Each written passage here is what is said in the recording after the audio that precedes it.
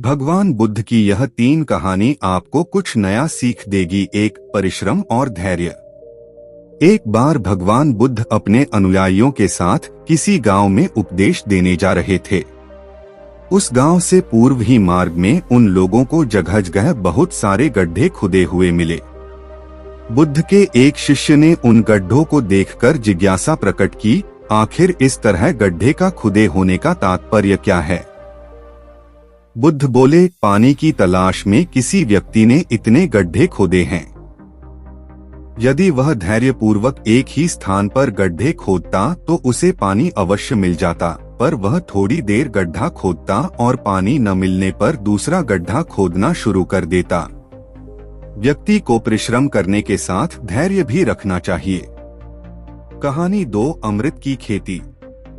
एक बार भगवान बुद्ध भिक्षा के लिए एक किसान के यहाँ पहुँचे।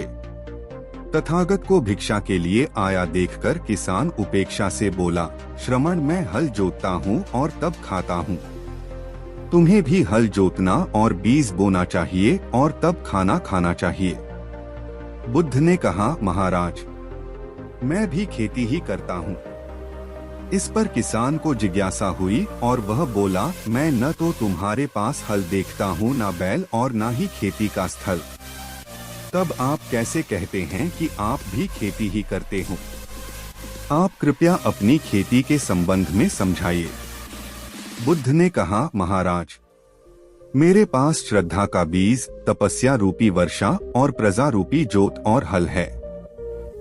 पाप भीरुता का दंड है, विचार रूपी रस्सी है, स्मृति और जागरूकता रूपी हल्की फाल और पेनी है। मैं वचन और कर्म में संयत रहता हूँ। मैं अपनी इस खेती को बेकार घास से मुक्त रखता हूँ और आनंद की फसल काट लेने तक प्रयत्नशील रहने वाला हूँ। अप्रमाद मेरा बैल है जो बाधाएं देखकर भी पीछे मुंह नहीं मोड़ता है। वह मुझे सीधा शांति धाम तक ले जाता है। इस प्रकार मैं अमृत की खेती करता हूँ। कहानी 3, दान की महिमा। भगवान बुद्ध का जब पाटलिपुत्र में शुभागमन हुआ तो हर व्यक्ति अपनी अपनी सांपत्तिक स्थिति के अनुसार उन्हें उपहार देने की योजना बनाने लगा। राजा बिंबिसार ने भी कीमती हीरे, मोती और रत्न उन्हें पेश किए। बुद्धदेव ने सबको एक हाथ से सहर्ष स्वीकार किया। इसके बाद मंत्रियों, सेठों, साहूकारों ने अपने अपने उपहार उन्हें अर्पित किए और बुद्धदेव ने उन सबको एक हाथ से स्वीकार कर लिया। इतने में एक बुढ़िया लाठी टेकते वहां आई। बुद्धदेव को प्रणाम कर वह बोली, भगवन, जिस समय आपके आने का समाचार मुझे मिला उस समय मैं यह अनार खा रही थी। मेरे पास कोई दूसरी चीज न होने के कारण मैं इस अधखाए फल को ही ले आई हूँ। यदि आप मेरी इस तुच्छ भेंट स्वीकार करें तो मैं अहोभाग्य समझूंगी। भगवान बुद्ध ने दोनों हाथ सामने कर वह फल ग्रहण किया। राजा बिंबिसार ने जब यह देखा तो उन्होंने बुद्धदेव से कहा, भगवान, क्षमा करें, एक प्रश्न पूछना चाहता हूँ।